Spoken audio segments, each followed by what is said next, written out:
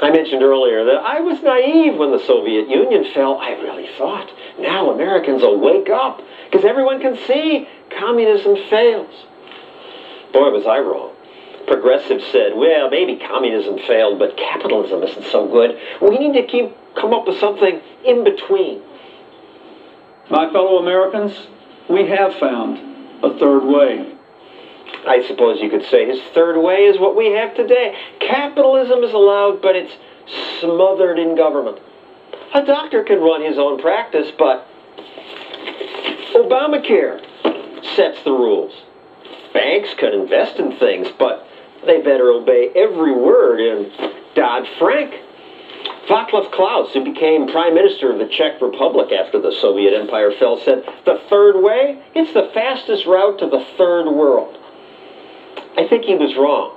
Actual communism is faster. Cuba and Venezuela demonstrate that now. But the third way is bad too, because people can't prosper with this when there are so many rules. Politicians say these rules make life fairer, but years of consumer reporting taught me that life is fairest when people are free to make our own decisions. I had already figured that out by the time ABC sent me to Russia. Part of the problem is the way decisions are made here. Let's contrast it with the way things work in the U.S. In a capitalist society, the people have the major say as to what gets produced, because, in a way, we vote with our dollars. If we like a product, we'll buy more of it. The manufacturers will quickly make more of it because they want to make money. And the only way to make money is to give the public what it wants. If instead our economy were centrally planned, then the government would set production levels, say for records. And President Reagan might order tons of Frank Sinatra records, but very few Twisted Sister records. And hence you had long lines and shortages in the Soviet Union. Capitalism isn't perfect. Some merchants lie. Increasingly, some use political connections to get special privileges. But that's the exception. It's not real capitalism. Real capitalism is good because it's voluntary.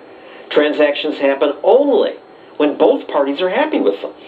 Most every day I buy something from a store clerk. Thank you. And every time something odd happens, they say, thank you. Thank you. Thank you. Thank you. Thank you. And so do I. There's that odd double thank you moment. Have a great day. Thank you. Thank you. Why the double thank you when I pay for a cup of coffee?